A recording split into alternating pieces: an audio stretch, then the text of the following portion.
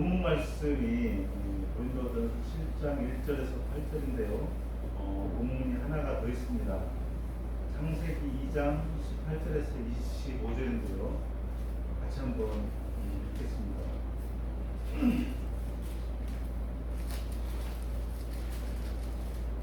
창세기 2장 18절부터 25절. 여호와 하나님이 이르시되 사람이 혼자 사는 것이 좋지 아니하니 내가 그를 위하여 돕는 뱃기를 지으리라 하시니라. 여호와 하나님이 흙으로 각종 들짐승과 공중의 각종 새를 지으시고 아담이 무엇이시라고 문하시려고 그것들을 그에게로 이끌어 가시니 아담이 각 생물을 부르는 것이 곧 그 이름이 되었더라. 아담이 모든 가축과 공중의 새와 그의 모든 짐승에게 이름을 준다. 아담이 돕는 뱃길이 없으므로 여호와 하나님이 아담을 깊이 잠들게 하시니 잠들매 그가 갈빗대 하나를 취하고 살로 대신 채우시고 여호와 하나님이 아담에게서 취하신 그 갈빗대로 여자를 만드시고 그를 아담에게로 이끌어오시니 아담이 이르되 이는 내 뼈 중에 뼈요 살 중에 살이라. 이것을 남자에게서 취할 수 있는 여자라 부르니라 하니라. 이러므로 남자가 부모를 떠나 그의 아내와 합하여 둘이 한 몸을 이룰지로다. 아담과 그의 아내 두 사람이 벌거벗었으나 두려워하지 아니하니라. 아멘. 잠시 기도하겠습니다. 하나님 감사합니다. 오늘 시간 결혼의 의미라는 제목으로 말씀을 전하고자 합니다. 말씀을 통하여서 성경이 말하는 그 결혼의 의미를 알게 하시고 말씀에 큰 은혜 받는 시간 되게 하옵소서. 예배 시정을 주님께 맡기오며 예수님의 이름으로 기도드립니다. 아멘. 저는 20대 초반에 그 결혼에 대한 생각을 많이 했던 것 같습니다. 그래서 공부하다가 힘들면 그 미래의 자식을 위해서 이름을 어떻게 지을까도 생각하기도 했습니다. 그리고 또 가장 행복한 가정을 만들고 싶었고 자녀를 낳으면 정말 잘 키워보고 싶었습니다. 그리고 또 저는 공부에 대한 갈증이 많아서 결혼하면 아내와 책상에 마주 앉아서 평생 공부하면 살면 얼마나 좋을까, 이런 결혼에 대한 환상들이 있었습니다. 여러분들도 결혼에 대한 환상들이 많이 있었을 것입니다. 그러나 그런 환상들은 다 깨지고 우리들은 결혼 이후에 또한 많은 실패의 삶을 삽니다. 부부는 늘 다툼을 하기도 하고 다툼이 생기게 되기도 하고 또 이혼을 하기도 하고 평생 결혼이라는 지옥의 삶을 살기도 합니다. 그런 부모로 인해서 자녀들도 또 많은 상처를 받게 되죠. 그런 불행한 삶은 시간이 지났다고 해서 그냥 끝나지 않습니다. 반드시 하나님은 우리에게 삶의 성적표를 보내줍니다. 성적표는 보통 나이 50이 넘으면 받게 되는 것 같습니다. 그 성적표에는 가족이 병에 걸리거나 자녀가 속을 썩인다든가 또 직장의 일 또는 사업이 실패하고 가정은 계속 또 불화의 연속입니다. 그래서 결국 가정이 깨지거나 심지어는 또 가족이 죽음이 발생하기도 합니다. 얼마나 비참한 그 인생의 성적표입니까? 아직 결혼하지 않았거나 젊은 부부는 좋은 성적표를 받기 위해서 정말 잘 살아야 하겠습니다. 잘 살기 위해서는 또 많은 노력이 필요하겠죠. 부모로서 많은 공부가 또 필요할 거고 부부가 살아가는 방법들을 공부해야 하고 무엇보다도 성경의 진리를 깨달아야 합니다. 이런 공부는 누가 가르쳐 주지도 않습니다. 인생을 배우는 공부 중에서 가장 큰 공부는 하나님을 아는 공부입니다. 말씀이 곧 하나님이므로 말씀을 아는 것입니다. 성경에는 결혼에 대해서 또 부부의 삶에 대해서 상세히 나와 있습니다.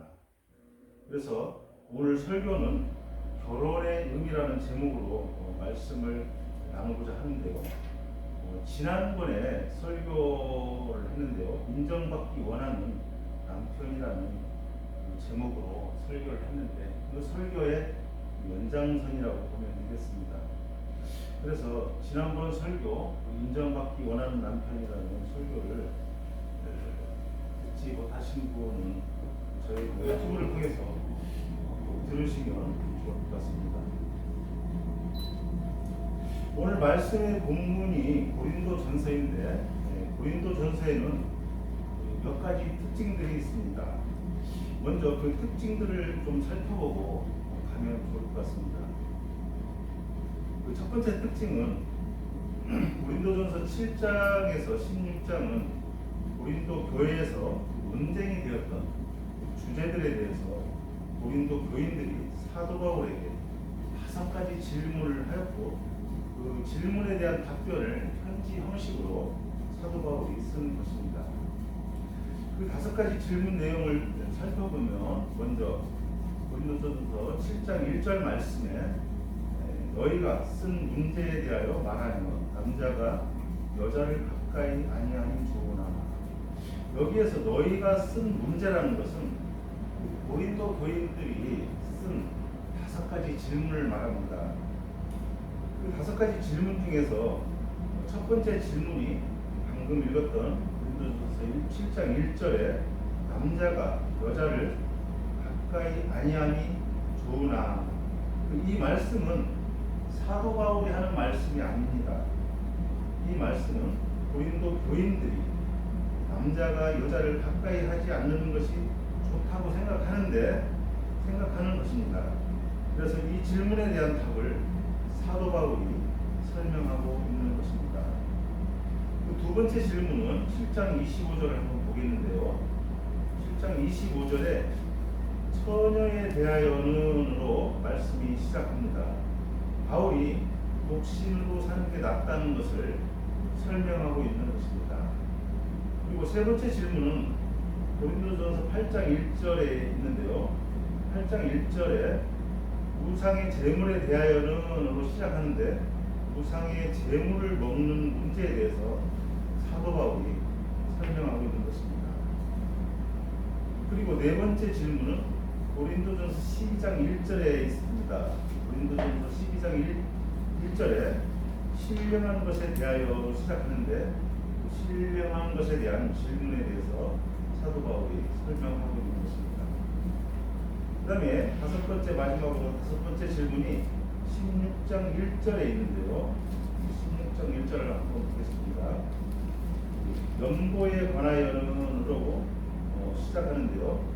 그 연보에 관한 질문에 대해서 사도 바울이 설명하고 있는 것입니다. 이와 같이 고린도 교인들의 그 5가지 질문에 대해서 사도 바울이 답을 하고 있는 것입니다. 그리고 고린도전서 두 번째 특징은 성경은 성령의 감동으로 쓴 것으로 그 저자는 하나님입니다. 그런데 고린도전서 7장에는 하나님의 뜻이 아닌 사도 바울의 뜻으로 쓴 글들이 4군데 있습니다. 그 4군데를 좀 살펴보고 가겠습니다. 먼저 12절 중간에 보면 이는 주의 명령이 아니라 이 말은 하나님의 명령이 아니고 바울의 명령이라는 것이죠. 그리고 17절 하반절에 내가 모든 교회에서 이와 같이 명하노라. 이 말씀도 하나님이 명하는 것이 아니고 바울이 명하는 것이죠. 그리고 25절 하반절에 내가 의견을 말하노니 여기에서 그것도 하나님의 의견이 아니고 바울의 의견이라는 것입니다. 40절을 보겠는데요. 40절 상반절에 그러나 내 뜻에는 이렇게 말씀을 시작하는데요. 이것도 마찬가지로 하나님의 뜻이 아닌 바울의 뜻입니다. 그래서 이와 같이 하나님의 뜻이 아니고 바울의 뜻이며 바울의 명령이라고 성경에는 분명히 말하고 있습니다. 성경이 읽는 우리도 그렇게 이해가 됩니다. 그런데 고린도전서 14장 37절을 보면 지금까지 앞에 네 가지 말씀들을 뒤집어 놓습니다. 고린도전서 14장 37절을 같이 한번 읽겠습니다. 만일 누구든지 자기를 선지자나 혹은 신령한 자로 생각하거든 내가 너희에게 편지하는 이 글이 주의 명령인 줄 알라. 즉 이 말은 바울이 쓴 글이지만 이것은 하나님의 명령이라는 것입니다. 따라서 이 말씀도 사도 바울이 성령에 감동되어 주의 명령으로 쓴 하나님의 말씀임을 또한 알 수 있습니다. 하지만 여기 이 바울의 생각도 많이 들어있다는 것을 고려할 필요는 있겠습니다. 이제 오늘의 주제가 결혼의 의미인데 먼저 결혼이라는 제도가 언제 제정되었는지 어떻게 제정되었는지 한번 살펴보고 싶은데요. 창세기 말씀을 한번 보겠습니다. 창세기 2장 18절인데요. 하나님은 남자를 지으시고 이어서 여자를 지으셨습니다. 그 여자를 지은 목적이 무엇일까요? 창세기 2장 18절 한번 보겠습니다. 여호와 하나님이 이르시되 사람이 혼자 사는 것이 좋지 아니하니 내가 그를 위하여 돕는 help를 지으리라 하시니라. 여자를 지은 목적이 아담과 결혼을 시키기 위해서이고 그래서 그 남자 혼자 살지 않게 하려는 하나님의 뜻이 있음을 알 수 있습니다. 여기서 중요한 것을 알게 되는데요. 남자는 혼자 살면 안 된다는 것을 알 수 있습니다. 아내분들은 절대로 남자를 혼자 내버려 두지 않기를 바랍니다. 이것이 성경의 진리입니다. 두 번째로 그래서 아담을 결혼시키기 위해서 여자를 창조합니다. 창세기 2장 21절 22절 말씀을 보겠는데요. 여호와 하나님이 아담을 깊이 잠들게 하시니 잠들매 그가 그 갈빗대 하나를 취하고 살로 대신 채우고 여호와 하나님이 아담에게서 취하신 그 갈빗대로 여자를 만드시고 그를 아담에게로 이끌어 오시니. 여기서 몇 가지 중요한 일들이 있습니다. 여자를 남자의 갈빗뼈로 만드셨다는 것입니다. 그리고 여자를 지으신 다음 여자를 아담에게로 이끌어 가셨습니다. 마치 신부의 아버지가 여자를 남자에게 넘겨주는 모습입니다. 이와 같이 남자와 여자의 최초의 결혼은 하나님이 제정하셨습니다. 이 결혼을 가장 기뻐한 아담은 이런 사랑 고백을 합니다. 창세기 2장 23절 말씀인데요. 아담이 이르되 이는데 뼈 중에 뼈요 살 중에 살이라 이것을 남자에게서 취하였은지 여자라 부르리라 하니라. 여자는 남자에게서 나왔기 때문에 둘이 결합하여 하나가 되는 것입니다. 그러나 둘이 하나가 되기 위해서는 조건이 있습니다. 창세기 2장 24절에 그러므로 남자가 부모를 떠나 그의 아내와 합하여 둘이 한 몸을 이룰지로다. 둘이 하나가 되기 위한 조건은 남자가 부모를 떠나야 합니다. 우리는 결혼을 하면 여자가 집을 떠나서 남자에게 갑니다. 그런데 성경에는 남자가 부모를 떠나라고 하셨습니다. 이것이 성경의 진리입니다. 결혼은 남자가 부모를 떠나면서부터 시작하는 것입니다. 여러분, 아들이 결혼하면 며느리를 집으로 들이려고 하지 마시고 아들을 보내야 합니다. 남자는 부모를 멀리 떠나야 아내와 한 몸을 이룰 수 있다고 성경은 말씀하고 있기 때문입니다. 하나님이 제정하신 결혼, 그 결혼의 마지막 말씀을 보겠습니다. 창세기 2장 25절 말씀인데요. 아담과 그의 아내 두 사람이 벌거벗었으나 부끄러워하지 아니하니라. 결혼한 두 남녀는 벌거벗었지만 부끄러워하지 않았습니다. 이것은 부부는 완전히 하나라는 의미입니다. 그렇기 때문에 어떤 모습에도 부끄러움이 없습니다. 우리는 부부끼리 보통 뭐라고 부릅니까? 자기라고 부르지 않습니까? 저는 그렇게 부르지는 않습니다만, 이 자기라는 호칭은 성경의 원리에 의해서 만들어진 호칭이 아닌가 생각합니다. 마태복음과 에베소서에서도 이 말씀을 인용하고 있는데요. 제가 한번 읽어드리겠습니다. 마태복음 19장 5절 6절 말씀인데요. 말씀하시기를 그러므로 사람이 부모를 떠나서 아내에게 합하여 그 둘이 한 몸이 될지니라 하신 것을 읽지 못하였느냐. 그런즉 이제 둘이 아니요 한 몸이니 그러므로 하나님이 짝지어 주신 것을 사람이 나누지 못할지니라 하시니. 에베소서 5장 31절 32절에도 그러므로 사람이 부모를 떠나 그의 아내와 합하여 그 둘이 한 육체가 될지니 이 비밀이 크도다. 나는 그리스도와 교회에 대하여 말하노라. 여러분, 결혼을 왜 합니까? 오늘 고린도전서 본문 말씀에서는 음행을 피하기 위해서 결혼을 하라는 말씀이 있습니다. 고린도전서 7장 2절에 음행을 피하기 위하여 남자마다 자기 아내를 두고 여자마다 자기 남편을 두라. 그런데 여기서 주의할 점은 결혼의 목적이 단지 음행을 피하기 위해서만은 아니라는 것을 알아야 합니다.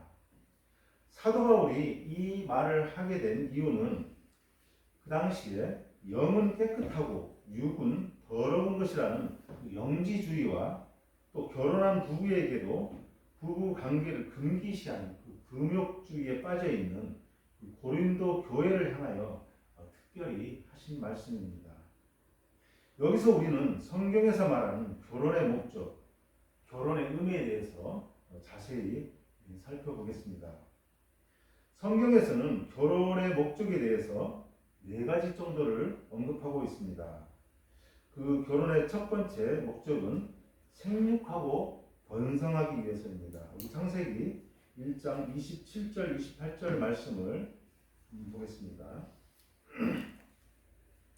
하나님이 자기 형상 곧 하나님의 형상대로 사람을 창조하시되 남자와 여자를 창조하시고 하나님이 그들에게 복을 주시며 하나님이 그들에게 이르시되 생육하고 번성하여 땅에 충만하라.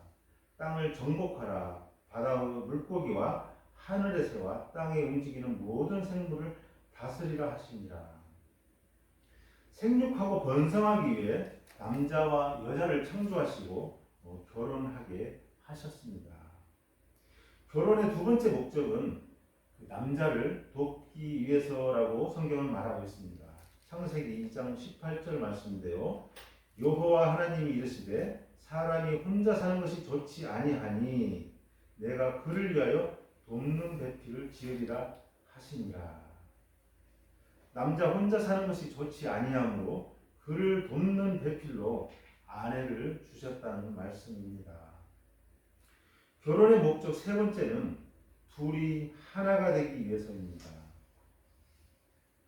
창세기 2장 24절에 이러므로 남자가 부모를 떠나 그의 아내와 합하여 둘이 한 몸을 이룰지로다. 둘이 하나가 되는 것, 이 말씀에서 중요한 것은 부부가 하나 되기 위해서는 부모를 떠나야 한다는 것입니다.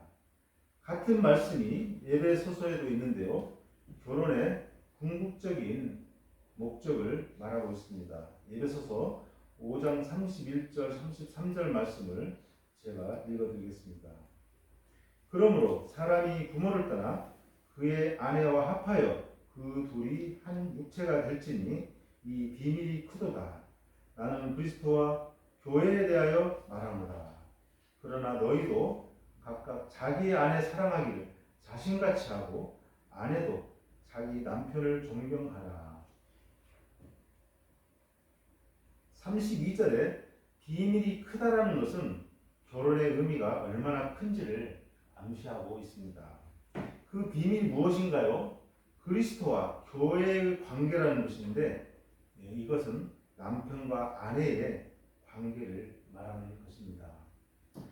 성경은 이어서 말씀하시기를 이 엄청나고 중대한 결혼이 행복하기 위한 조건을 제시하고 있습니다. 33절인데요. 아내 사랑하기를 자신같이 하고 아내도 자기 남편을 존경하라.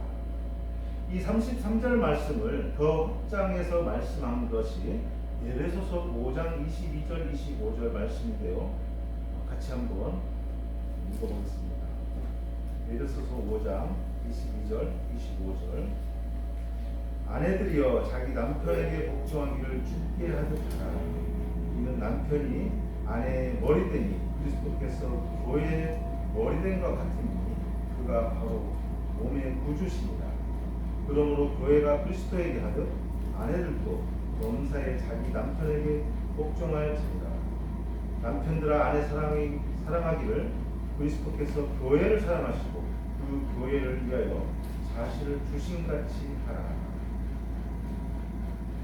결혼의 네 번째 목적은 음행을 피하기 위해서입니다. 오늘 본문 말씀 고린도전서 7장 2절에 음행을 피하기 위하여 남자마다 자기 아내를 두고 여자마다 자기 남편을 두라.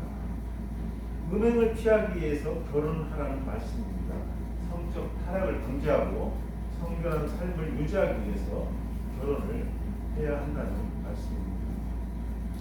결혼의 목적 다섯 번째는 고린도전서 7장 9절 말씀인데요. 조금 전에 읽었던 2절 말씀과 비슷한 의미로 볼 수 있습니다. 고린도전서 7장 9절에 만일 절제할 수 없거든 결혼하라. 정욕이 불같이 타는 것보다 결혼하는 것이 나으니라. 이 불같은 정욕을 절제할 수 없는 사람은 반드시 결혼이 필요함을 말씀하고 있습니다. 오늘 본문 말씀에서 결혼한 부부에게 있어서 몇 가지 원칙들을 말씀하고 있습니다. 특별히 부부 관계에 있어서 성경이 말하는 원칙들을 살펴보겠습니다. 첫 번째로 부부 관계는 권리가 아니고 의무라는 말씀입니다. 고린도전서 7장 3절에 남편은 그 아내에 대한 의무를 다하고 아내도 그 남편에게 그렇게 할지라. 의무라는 것은 내가 싫어도 배우자가 원한다면 의무를 다해야 한다는 것이겠죠. 그러나 여기서 주의할 점은 강요가 아니라 서로 사랑에 기초하여 의무를 다해야 하겠죠. 두 번째로 부부는 서로 자기 몸을 주장하지 못한다는 말씀입니다. 고린도전서 7장 4절에 이렇게 말씀하고 있는데요. 아내는 자기 몸을 주장하지 못하고 오직 그 남편이 하며 남편도 그와 같이 자기 몸을 주장하지 못하고 오직 그 아내가 하나니. 결혼한 부부에게 있어서 아내의 몸은 남편의 것이라는 것이고 남편의 몸은 아내의 것이라는 것입니다. 그러기에 내 몸을 내 거라 주장할 수 없다는 말씀입니다. 세 번째는 부부는 분방하지 말라고 말씀하셨습니다. 고린도전서 7장 5절에 서로 분방하지 말라. 다만 기도할 틈을 얻기 위하여 합의상 얼마 동안은 하되 다시 합하라. 이는 너희가 절제 못함으로 말미암아 사탄이 너희를 시험하지 못하게 하려 합니다. 부부는 각방을 쓰지 말라는 말씀입니다. 분방하면 안 되는 이유가 분방을 오래 하면 공력 기간이 길어져서 절제하는 힘이 약해지고 그로 인해서 사탄의 공격을 받을 수 있다는 것입니다. 분방은 또한 딴 생각을 만들게 되고 다른 이성에 대한 공력을 품는 죄를 범할 수도 있다는 것입니다. 그런데 갈수록 요즘 시대에는 분방하는 부부가 늘어나는 것 같습니다. 통계에 의하면 52% 이상이 분방을 한다고 합니다. 이것은 분명히 잘못된 것임을 우리가 말씀을 통해서 알게 되었습니다. 또한 기도하기 위해서 분방할 경우에도 서로 합의하에 해야 한다고 말씀하고 있습니다. 이때에도 남편이 원하지 않으면 하지 말아야 하고 또 아내가 원하지 않으면 하지 말아야 한다는 것입니다. 이처럼 부부는 항상 같이 있어야 하고 그것이 하나님의 뜻임을 알 수 있습니다. 이어서 말씀하시기를 고린도전서 7장 6절에 그러나 내가 이 말을 하면 허락이요 명령은 아니니라. 위에서 말하는 그 원칙들은 반드시 그렇게 해야 하는 건 아니지만 그렇게 하기를 권면한다는 그런 말씀입니다. 오늘 본문 말씀을 읽으면서 사도 바울은 결혼을 안 했는데도 어떻게 부부관계에 대해서 이렇게 잘 아는지 궁금하지 않습니까? 먼저 우리는 고린도전서 7장 8절에서 사도 바울이 독신임을 알 수 있습니다. 사도 바울 고린도전서 7장 8절에 내가 결혼하지 아니한 자들과 과부들에게 이르노니 그냥 나와 같이 그냥 지내는 것이 좋으니라. 여기서 사도 바울은 독신임을 알 수 있는데요. 결혼하지 않은 독신인지 결혼했다가 이혼한 독신인지 좀 확인해 볼 필요가 있을 것 같습니다. 사실 사도 바울이 독신이든 또 불신이든 오늘 설교의 메시지와는 상관이 없습니다.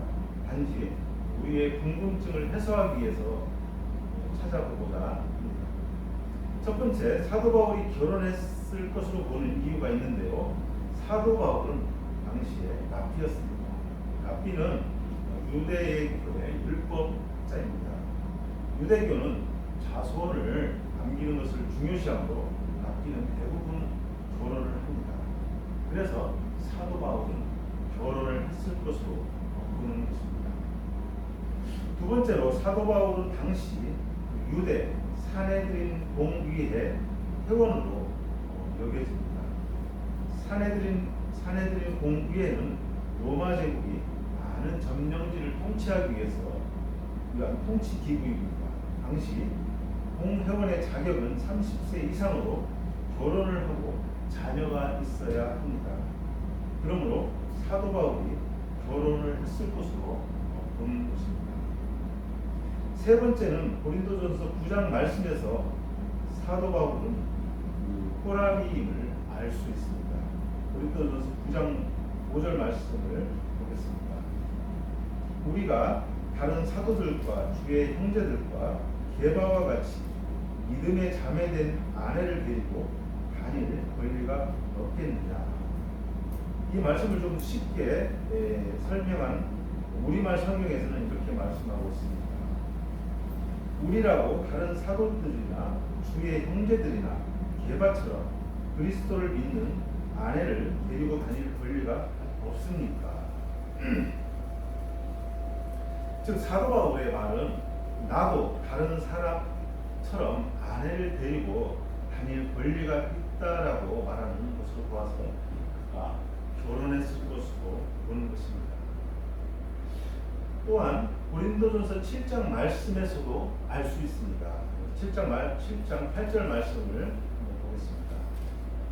내가 결혼하지 아니한 자들과 과부들에게 이르노니 그와 같이 그냥 지내는 것이 좋으니라. 여기서 결혼하지 아니한 자들 그리고 과부들 이 두 말은 짝으로 이루어졌습니다. 이 짝이 되기 위해서는 두 말이 단어가 동격이 되어야 하는데요. 이때 결혼하지 아니한 자들을 호라비로 표현하면 과거하고 동격이 됩니다. 따라서 이 말씀에서도 사도 바울은 호라비임을 또한 알 수 있습니다. 고린도전서 7장 8절 말씀에는 결혼하지 아니한 자를 그 원문에 아가모스라고 합니다. 그 아가모이스는 그 아가모스의 그 남성 복수인데요.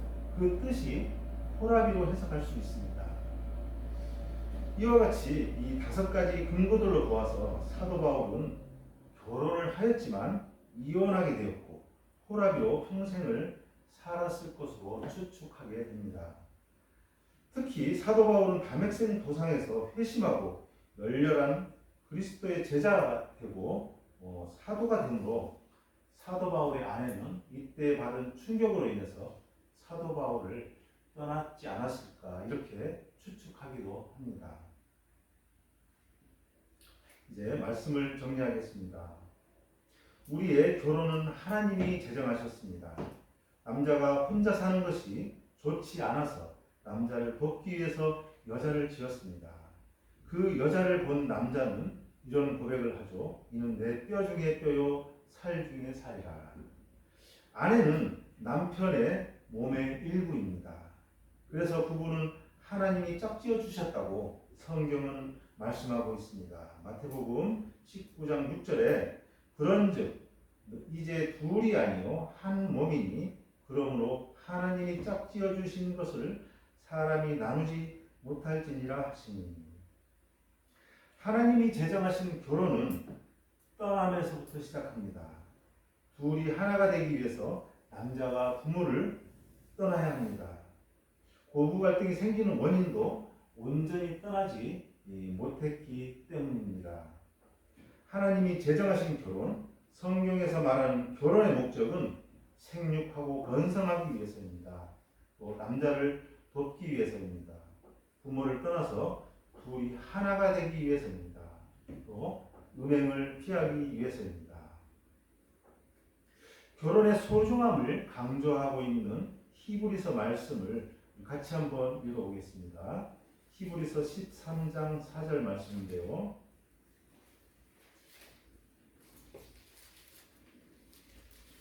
히브리서 13장 4절 말씀. 모든 사람은 결혼을 귀히 여기고 침소를 더럽히지 않게 하라. 음행하는 자들과 간음하는 자들을 하나님이 심판하시리라. 아멘. 여러분에게 주신 결혼이라는 축복을 마음껏 누리시며 행복한 부부로 이 땅에서 천국을 이루어가는 삶이 되시길 주님의 이름으로 축복합니다. 아멘. 기도하고 마치겠습니다. 하나님 감사합니다. 말씀을 통하여 결혼의 의미를 깨닫게 하시고 부부가 함께 살아가는 데 있어서 필요한 말씀들을 알게 하시니 감사합니다. 이 말씀들로 인하여 우리 부부의 삶이 더욱 풍요롭고 자유로운 삶이 되게 하옵소서. 감사드리며 예수님의 이름으로 기도드립니다.